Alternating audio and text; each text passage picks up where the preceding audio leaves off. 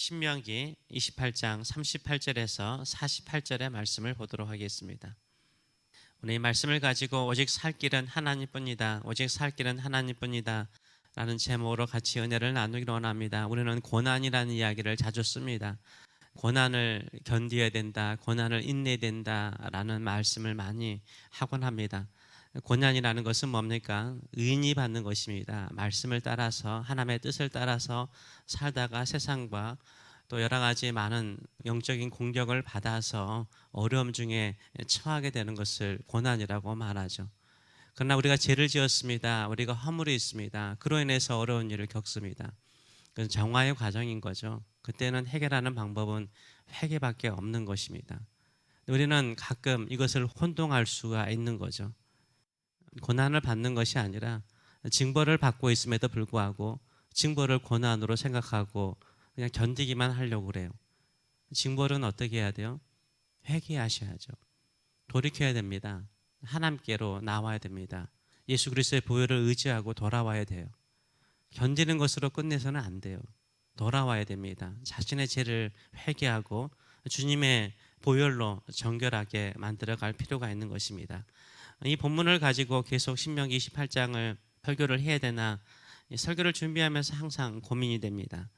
우리는 예수 그리스도의 보혈로 이 모든 저주에서 해방되었다라고 믿습니다. 범죄한 우리의 모든 죄를 예수님께서 담당하시고 십자가에서 죽으셨습니다. 이제 이 모든 저주에서 해방되었습니다. 그러일지라도 하나님의 자녀인 우리가 지켜야 될 의무는 있는 것입니다. 하나님의 자녀로서 거룩한 삶을 살아야 됩니다. 하나님께 신실한 믿음을 가져야 됩니다. 하나님의 말씀을 따라 살아가는 진정성 있는 그리스도인, 진정성이 있는 성도로 살아야 됩니다. 그래도 신명기 28장에 나오는 저주의 말씀을 그럴지라도 신명기 28장에 나오는 저주의 말씀을 막 건너뛰고 싶어요. 막 소리내어서 읽다 보면은 이것까지 읽어야 됩니까? 라는 생각이 들긴 해요. 다음 구절도 읽지 않을 것입니다. 너무나 끔찍한 것을 묘사하고 있기 때문인 것입니다. 곰곰이 생각해 보면은 지옥과 같아요. 지옥과 같은 표현을 하고 있습니다. 이 땅에서 경험할 수 있는 지옥과 같은 현실, 지옥과 같은 상황을 묘사하고 있기 때문인 것입니다. 그래서 언급하기가 참 쉽지 않은 것 같아요. 왜냐하면 이런 지옥과 같은 일들이 일어나면 안 되거든요.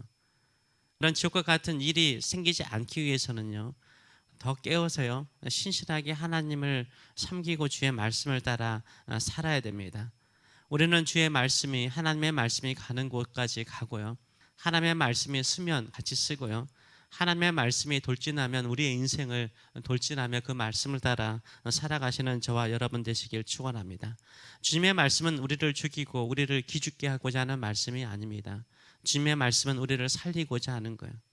그것이 지옥과 같은 인생으로 달려가는 우리의 삶이 아니라 천국을 향하여, 하나님의 나라를 향하여, 하나님의 거룩한 영광을 향하여 달려가도록 경고하신 줄 믿습니다. 이때 깨닫는 마음, 깨닫는 심령을 가지고 주님 붙잡는 저와 여러분 되시길 축원합니다. 신명기 28장은 여러분도 알다시피 68절로 되어 있습니다. 하나님의 말씀에 순종하면 형통하게 될 것이라는 구절은 14절까지 있습니다. 15절부터 68절, 44절은 하나님의 말씀대로 살지 않으면 이런 저주가 있을 것이다 라고 말씀하고 있습니다. 경고의 메시지입니다.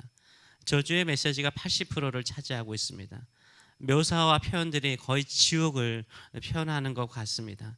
이렇게 무서운 저주를 말씀하시면서 철저하게 하나님께서 우리에게 경고하시고 또 명령하시고 강조하신 것은 무엇입니까? 하나님만을 섬기라는 거예요. 하나님 말씀만을 따르라는 거예요. 오직 그것이 살 길이라는 거예요. 오직 그것이 너희가 형통하는 길이라는 거예요. 오직 그것이 너희의 삶을 복되게 한다는 거예요. 하나님을 떠나서, 하나님의 말씀을 떠나서는 저주라는 거예요. 지옥이라는 거예요. 네 인생에서 한 번도 경험하고 싶지 않는 그 일들을 경험할 수 있다라고 말씀하고 있어요. 이런 말씀을 읽으면 깨닫는 마음이 있어야 되는데 우리는 그렇죠. 왜 이렇게까지 말씀하세요, 하나님? 그냥 한 줄로 말씀하세요. 저 깨달을 수 있어요. 이해할 수 있어요. 이렇게 생각을 해요. 아니에요. 못 깨달아요. 진짜 못 깨달아요. 우리 마음이 얼마나 둔한지 몰라요. 우리 심령이 얼마나 둔한지 몰라요. 해도 돼요. 이렇게 끔찍한 이야기를 하나님께서 하셔도요, 깨닫지 못해요.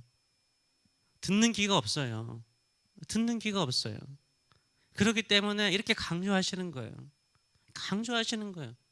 이때일수록 우리가 마음을 깨워서 주 앞에 나가시는 저와 여러분 되시길 축원합니다. 이런 지옥과 같은 저주 가운데 하나가 무엇입니까? 우리가 수고해도 그 열매를 얻지 못하는 거예요. 우리가 수고해도 그 열매를 얻지 못하는 거예요. 오늘 본문의 표현들이 다 그런 것 아닙니까? 그러니까 내가 종자를 땅에 심어도 그것을 얻지 못하는 거예요. 내가 수고를 해가지고 포도원을 가꾸고 감람나무, 올리브 나무를 가꾸어서 농장을 만들어도 거기에 열매가 다 떨어져 버려요. 열매 맺지 못하고 다 사라져 버리는 거예요.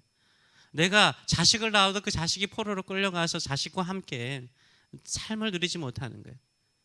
어떠한 열매도 없는 것을 저주라고 말하고 있어요.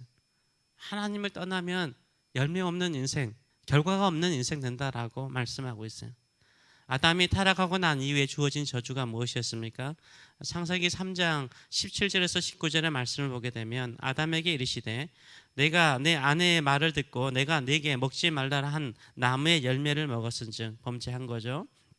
땅은 너로 말미암아 저주를 받고 너는 내 평생에 수고하여 그 소산을 먹으리라 라고 말씀하고 있어요. 아담에게 주신 저주의 심판의 메시지는 무엇입니까? 네가 평생 수고해서 그 소산의 열매를 먹는 것이었어요. 내가 수고해서 그 소산을 먹는 것이요, 저주이지만 그것도 약한 저주예요. 근데 오늘 본문은 뭐라고 말합니까? 이것보다 더 심한 심판과 징벌을 말씀하세요. 38절부터 41절의 말씀 보게 되면 네가 많은 종자를 들에 뿌릴지라도 메뚜기가 먹음으로 거둘 것이 적을 것이며 내가 포도원을 심고 가꿀지라도 벌레가 먹음으로 포도를 따지 못하고 포도주를 마시지 못할 것이며 내 모든 경내에 감람나무가 있을지라도 열매가 떨어짐으로 그 기름을 내 몸에 바르지 못할 것이며 내가 자녀를 낳을지라도 그들이 포로가 되므로 너와 함께 있지 못할 것이다 라고 말하고 있어요. 결국은 약속의 땅에서 강한 적군에 의해서 뽑혀나갈 것이라 라고 말씀하시죠. 아직 가나안 땅에 들어가기 전에 이 말씀을 하시는 거예요. 유목민인 이스라엘 민족이 가나안 땅에 들어가서 정착하면 농사를 짓게 되죠. 파종을 하게 되죠. 포도원과 감람나무 농장을 만들게 되겠죠. 생육하고 번성할 꿈을 가지고 있는데요, 이렇게 수고해서 그 열매를 따먹지 못하는 저주 가운데 있지 않기 위해서 더욱더 하나님의 말씀을 붙들라라고 말씀하고 있습니다. 인과 율의 법칙이 이 세상의 많은 것들을 지배하고 있습니다. 거의 99%를 지배하고 있죠. 결과가 있으면 우리는 그 원인을 찾죠. 자동차가 길에서 사버렸습니다. 어디에서 고장이 있는가 그 원인을 찾지 않습니까? 갑자기 살이 빠지고 식욕이 떨어집니다. 그러면 몸에 이상이 생긴 거잖아요. 그 원인을 찾기 위해서 건강검진을 다 합니다. 우리가 은혜는 원인은 없고 결과만 있는 것으로 생각을 하곤 합니다.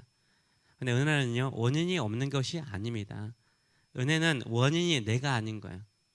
내가 수고하고 내가 노력해서 그 열매를 거는 것, 이게 인과율이죠. 근데 내가 수고하지 않고 내가 노력하지 않아도 결과가 주어지는 것, 그 원인이 내게 있지 않는 거예요. 그 원인이 어디에 있는 것입니까? 하나님께 있는 거죠. 하나님께서 우리에게 은혜를 베푸시고 하나님의 자비하심으로 우리에게 좋은 열매, 좋은 결과를 주시면 그 은혜인 거잖아요. 근데 우리는 이 인과율의 법칙에 의해서요, 내가 수고해서 내가 그 열매를 따기를 원해요. 결과를 얻기를 원해요. 이게 이 세상의 모든 사람들의 사고방식이고 우리의 사고방식일 때가 참 많습니다. 그러나 하나님의 백성들은 어떻습니까? 좋은 열매가 없고 좋은 결과가 없으면 세상 사람들은 뭐 어떻게 생각해요? 내가 노력하지 않아서, 내가 수고하지 않아서 이런 열매가 없다라고 생각하고 내가 더 수고해야 되지, 내가 더 노력해야 되지, 내가 더 애써야 되지, 그러면 좋은 열매가 있겠지, 좋은 결과가 있겠지, 이런 생각을 하는 거죠. 믿는 성도들은 어떻습니까? 우리의 인생이 하나님의 것이고 모든 원인이 하나님이라면 수고하고 노력하는 것을 중단하는 것이 아니라 그 이상을 해야 되는 거죠. 무엇입니까? 하나님을 찾아야 되는 거예요. 하나님과 나 사이에 금이 가지는 않았는지, 하나님과 나 사이에 관계가 망가지지는 않았는지 생각을 해보셔야 돼요. 그래서 하나님께 더 가까이 나가야 되는 거예요. 인생에 저주와 같고 지옥과 같은 현실 속에 내가 살고 있고 내가 수고하고 노력해도 아무런 열매가 없으면요, 오히려 잃어버리는 인생을 살고 있으면요, 하나님께 더 가까이 나가야 돼요. 혹시 내가 하나님과 멀어지진 않았는지 점검해 볼 필요가 있는 거죠. 그게 은혜 속에서 사는 우리의 인생인 거예요. 우리의 삶인 거예요. 오직 살 길은 하나님밖에 없는 거예요. 나를 보는 것이 아니라 하나님을 바라봐야 되는 거예요. 그게 거룩한 인생이요, 하나님께서 우리를 저주에서 구원하시는 하나님의 은혜, 예수 그리스도의 십자가의 은혜를 아는 자의 마음인 줄 믿습니다. 이런 믿음을 가지고 주님께 더 가까이 나가시고 주님을 찾고, 혹시나 우리의 허물과 죄악이 있으면 예수 그리스도의 피를 의지해서 회개하고 주만 붙드시는 저와 여러분 되시길 축원합니다. 하나님께서 우리를 회복시켜 주실 줄 믿습니다. 오직 우리의 살 길은요, 우리의 노력이나 우리의 수고가 아니에요. 오직 우리의 살 길은 하나님 한 분밖에 없는 줄 믿습니다. 하나님께 나아가 긍휼을 구할 때 하나님께서 넘치는 은혜를 우리에게 베풀어 주실 줄 믿습니다. 이 믿음으로 살아가시는 저와 여러분 되시길 축원합니다. 기도하겠습니다. 살아계신 하나님,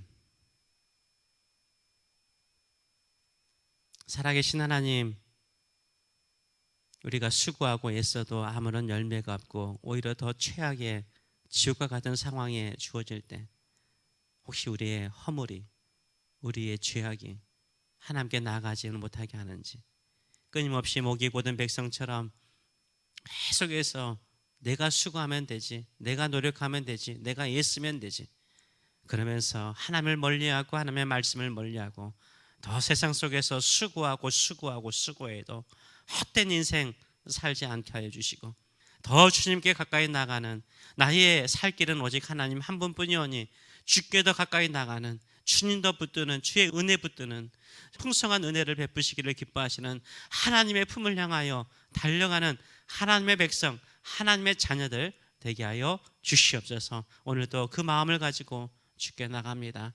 우리의 약함과 허물을 사하시고 깨닫는 마음 주시고 듣는 귀 주시고 이해하는 마음 주셔서 주의 뜻을 따라 사는 인생, 탐욕을 따라 살다가 수고하고 예쓰며 병들고 상처받고 무너지는 인생 아니라 오히려 주님 붙들고 살다가 주께서 살리시고 일으키시고 세우시는 영광을 경험하는 인생들 되게 하여 주시옵소서. 감사드리며 예수님의 이름으로 기도함나이다. 아멘.